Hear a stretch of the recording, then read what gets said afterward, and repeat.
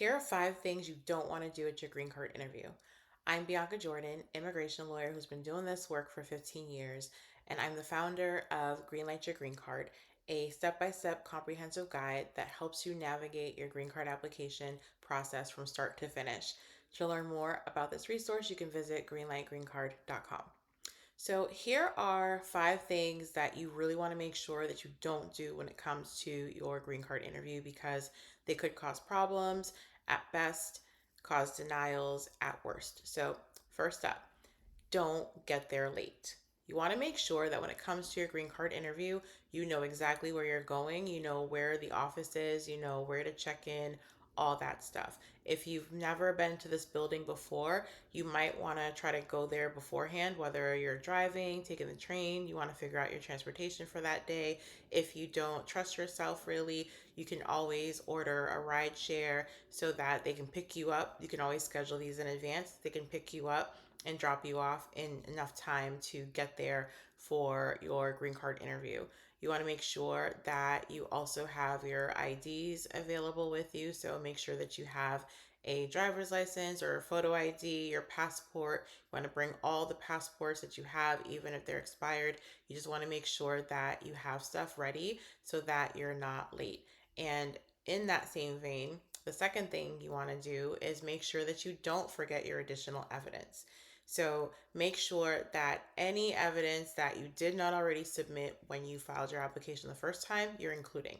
So um, this can be things like birth certificates for children who weren't born at the time that you filed but are now. It could also be things like most recent bills, trips you've taken, any additional evidence that you plan to submit at the green card interview. You want to make sure that you've packed them ahead of time so that the day of you're ready to go.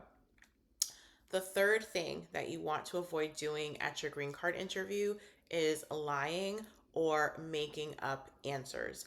If you don't understand a question that the immigration officer is asking you, you can totally ask them to repeat the question. You can ask them to rephrase the question. You can also take time to think about what your answer is going to be so that you can answer the question correctly. The last thing you want to do is rush through the answer of a question because you think the officer is going to be impatient, and they probably will be, but you don't want to rush because this green card interview is very, very important for your future. So take your time with the questions and definitely do not rush your answers. If your English is not really that great or you don't feel confident in your ability to speak English, you can definitely request an interpreter. There are certain forms that USCIS might require your interpreter to fill out in order to be your interpreter at the green card interview, but you want to make sure that you can articulate yourself as clearly as possible, explain yourself, answer questions. So if your English is not the best, don't be afraid to get an interpreter. It's not going to make or break your case if you do that.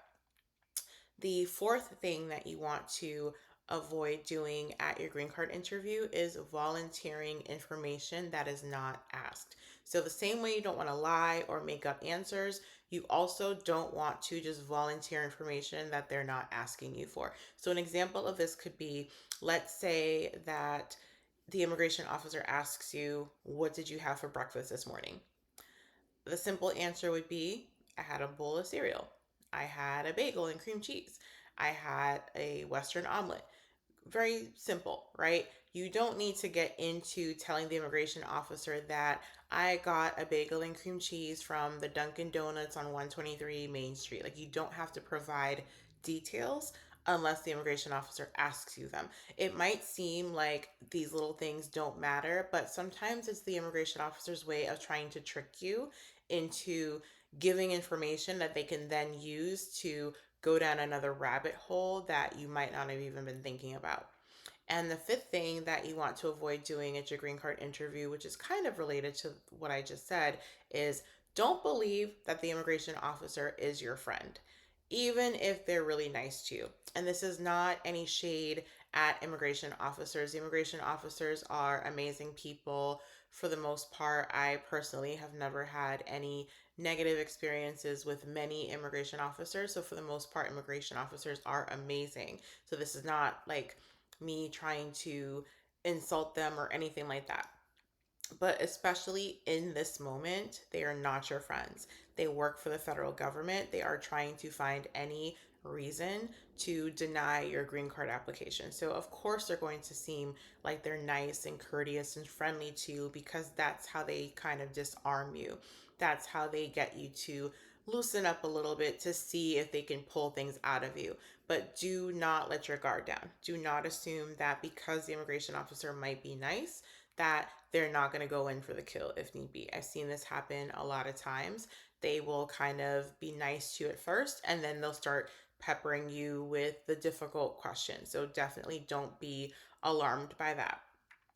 Somewhat related to what I just said, when you go in for your green card interview, when the immigration officer introduces themselves to you, as best as you can, try to remember their name. If you're able to write something down, if you have a pen and paper with you and you're able to write the name down, don't do it on your phone because they're not going to let you use your phone. If you're able to write the name down or remember the name, it might come in handy for you in the event that something bad happens at your green card interview, or if you don't get an approval on the spot and you need to follow up with that officer, or you need to file a complaint or something, you want to make sure that you remember their name. So I hope you found this video helpful. These are some things that you should really try to avoid doing when it comes to your green card interview. If you are looking for low cost assistance with applying for your green card, definitely check out Greenlight Your Green Card. It is step by step from start to finish. So it doesn't just cover you from the time that you file your application, it covers you until you get a decision on that green card. Visit greenlightgreencard.com for more information on that. And definitely be sure to like, share, subscribe to this channel because here we're sharing so much information, tips, and tricks for you to navigate your green card journey on your own. Thanks for watching.